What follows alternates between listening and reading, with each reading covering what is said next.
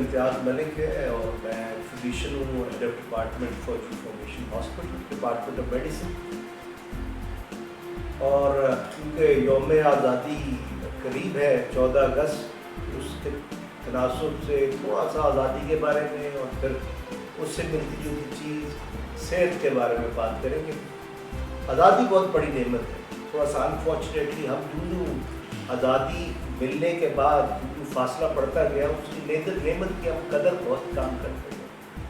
2 मुल्क आज़ाद हुए थे इकट्ठे, इजराइल और पाकिस्तान, ऑन आइडियोलॉजिकल बेसिस।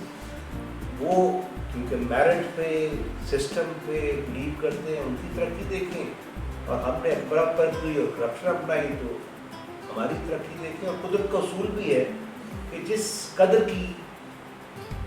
जिस नेमत की कदर न की जाए वो उससे छिन जाती है। वो सेहत हो, वो किरदार हो, वो कुछ भी हो, जिस नेमत की आप कदर नहीं करेंगे वो आपसे छीन लेगा। आप आज़ादी की कदर नहीं करेंगे, वो भी ज़्यादा देर इन हालात में आपके पास नहीं रहेगी। हाई टाइम और आज़ादी रहती है सॉलिड प्रिंसिपल्स पे, ईमानदारी पे, सच्चाई पे, बुर्दबारी पे, वादा निभाने पे। जो आपकी वैल्यू सिस्टम इस्लाम का है, यूनिवर्सल वैल्यू सिस्टम भी वही है, वो अगर आप अपनाएंगे तो आज़ादी रहेगी। इंडिविजुअल हो या मुल्की हो, नहीं करेंगे तो प्रॉब्लम छिन जाएगी। और इस तनासुब में एक वो खुशवंत सिंह की बुक भी है, road to train to Lahore, वो ज़रूर देखें, आपको तस्वीरें देखें, कितनी मुश्किल से, कितनी मुसीबतों से ये आज़ादी मिली।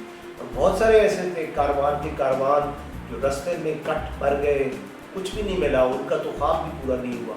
आपको अगर खुदा ने तौफीक दी है तो उसकी कदर करें, एक अच्छे इंसान बने अपने लिए, इस मुल्क के लिए। ये तो आज़ादी है। और दूसरे से मिलती जुलती चीज़ सेहत है, उसकी भी कदर करें। उसमें मोटे मोटे 2-3-4 उसूल होते हैं। इतना खाएं जितनी भूख है, वर्जिश करें, अपना वज़न ठीक रखें तो ठीक रहेंगे। हम कामे माजी की तरह नान, हलवे, पूरियाँ, उसके बाद ब्लड प्रेशर, शुगर, दिल की बीमारियाँ, फिर आधी पैसे दवाई पे लगाते हैं, पहले जो खूब खाने पीने पे लगाएंगे। अल्लाह ने वैसे बंदे को 2 दफ़ा खाने के लिए बनाया, और वो खाना इतना उस वक्त जब बनाया था तो आइसक्रीमें, पेप्सियाँ, बोतलें नहीं होती थी, हर चीज़ तरद्दुद करना पड़ता था, शिकार मार के खाना पड़ता था, तो वर्जिश ज़्यादा थी और खाना कम था। आजकल उल्टा हो गया है, खाना पहुँच के आता है, फ्रिज खोलते हैं, पेप्सियाँ पीते हैं, बेकरी के आइटम्स खाते हैं, फिर सो जाते हैं। चलना एक दुश्वारी लगती है।